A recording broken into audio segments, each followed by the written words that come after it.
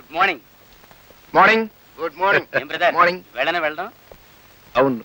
Brother, వెళ్ళగానే ఆ అమ్మాయిని కలుస్తావా? అవును, నువ్వు వస్తున్నట్లు అమ్మాయికి ఉత్తరం రాసావా? ఉత్తరమే కాదురా, టెలిగ్రామ్ కూడా ఇచ్చాను.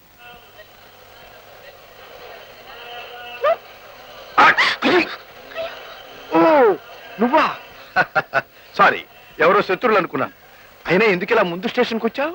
కిడ్నాప్ చేద్దామని వచ్చాను. ఆ, అవును, నువ్వు వస్తున్నావని మీ అమ్మగారు చెల్లాయి నాకు చెప్పకుండా ఊరుకున్నారు. I see. అందుకే వాళ్ళకంటే ముందు స్టేషన్ కి వచ్చి తమని తీసుకెళ్ళిపోతున్నాను. సరే, లగేజీ? ఓ లగేజ్ ఉంది కదా, ఎలాగో నిన్ను రిసీవ్ చేసుకోవడానికి వస్తారు కదా, అప్పుడు నువ్వు లేవని కంగారు పడతారు, లగేజ్ తీసుకెళ్ళిపోతారు. మొదలు బట్టలేదు, తుదను బట్టలేదు, నడుమ బట్టకట్ట నగుబాటు కాదయ్యా అన్నాడు. ఎవరు? వేమన. ఎవరు? వేమన. అసలు బట్టకట్టడమే తప్పు అన్నాడు. ఎవరు? ఆచార్య శంకరయ్య. అంటే నేను. మనిషి బట్టకట్టడం అనేది ఎప్పుడు ప్రారంభమైంది? మనిషిలో సిగ్గనేది ఉన్నది అని తెలిసిన తర్వాత. సిగ్గుందని ఎప్పుడు తెలిసింది? ఆడకి మగకి భేదం ఉంది అని తెలిసిన తర్వాత. What's the difference sir? The difference between you and me. I see. Sit down. నీకు మాకు తేడా ఉందని మేము అనుకోవడం లేదు. అదేనమ్మా రహస్యం. కూర్చో. మట్టి మట్టిలో కలుస్తుంది, గాలి గాలిలో కలుస్తుంది, నీరు నీటిలో కలుస్తుంది, మనిషి మనిషిలో కలుస్తాడు, ఆడ మగలో కలుస్తుంది, మగ ఆడలో కలుస్తుంది.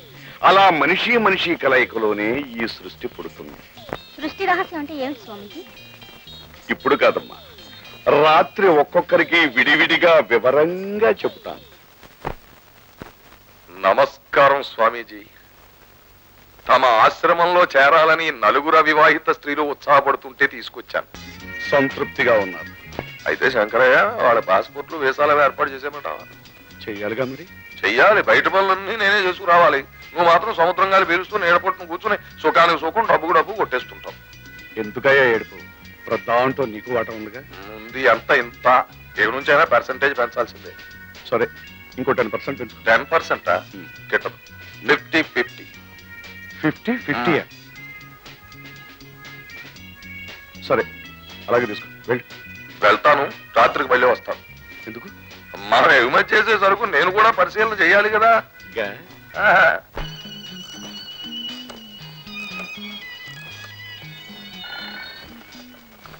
హలో, ఎవరు మాట్లాడేది?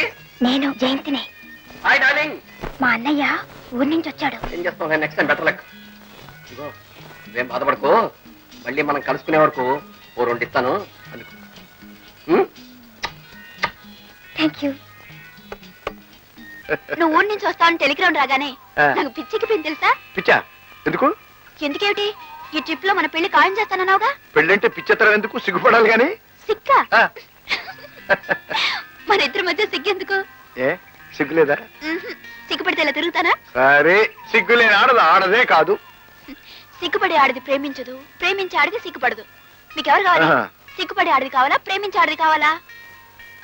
సిగ్గుపడుతూ ప్రేమించే ఆడది కావాలి. అయితే వేరే వాళ్ళని చూసుకోండి. ఆగు. పెళ్ళంటే మన ఇద్దరిదే కాదుగా. అటు మీ అన్నయ్య ఉన్నాడు, ఇటు మా చెల్లి ఉంది. వాళ్ళిద్దరికి పెళ్లి చేసిన తర్వాత మనం చేసుకోవచ్చు.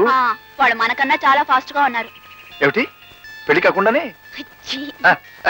మీ చెల్లయ్య గారు ఒక అబ్బాయి గారిని ప్రేమిస్తున్నారు. చూడమ్మా, ప్రేమ అనేది మనసు మనసుల కలియికే గాని మనిషిని మనిషి బలవంతం చేసేది కాదమ్మా. నీ మనసు ఏమిటో చెప్పు. నీ ఇష్టం వచ్చిన వాళ్ళకే ఇచ్చి పెళ్లి చేస్తాను. అలాగేనండి, మీ ఇష్టం, నాకేం అభ్యంతరం లేదు. కాకపోతే ఒకటి, నేను మా నాన్నగారితో మాట్లాడలేను. ఒక్కసారి మీరు మా ఇంటికి వచ్చి ఆయనతో మాట్లాడండి. ఓకే. ఏమ్మా, అబ్బాయి ఏమంటున్నాడు? ఏమంటారు? అది కాదు, మిలిటరీ వాడు కదా, ఎప్పుడు ఏమంటాడు అని. ఏ మిలిటరీ వాళ్ళు మనుషులు కారా? కాదని కాదు, వాళ్లకు ప్రేమలు గిలిగింతలు ఉండవు. వాళ్ళేదో రాళ్ళు రప్పలు నువ్వే కదమ్మా అన్నావు. నాన్న, ఆ మాట పట్టు కూర్చున్నారు. యుద్ధం విషయంలో ఆయన ఏం చేస్తారో తెలియదు కానీ ఆ విషయంలో మాత్రం మేజరే. మేజర్ మేజర్ అంటూ కూర్చుంటే ఎలాగమ్మా? ముహూర్తం పెట్టించుకోవాలిగా.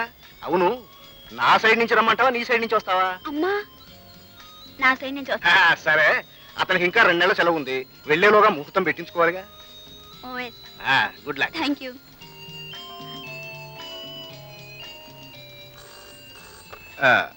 హలో. హీరో గారండి? ఏమిటి హీరోయిన్ గారు? ఏం లేదు, అచ్చేసి వదిలేసినట్టు పార్కులోను తోటల్లోనూ తిరగడమేనా? పెళ్లి ఏర్పాట్లు ఏదైనా చేస్తారా? పెళ్ళా? ఎవరికి? ఎవరికా? హీరోయిన్ గారికి, హీరో గారికి. ఆహా, ప్రతి సినిమాలోను కథలోను హీరో హీరోయిన్లు ప్రేమించుకోవడం పెళ్లి చేసుకోవడం రొటీను పాచంతకాయ పచ్చడి.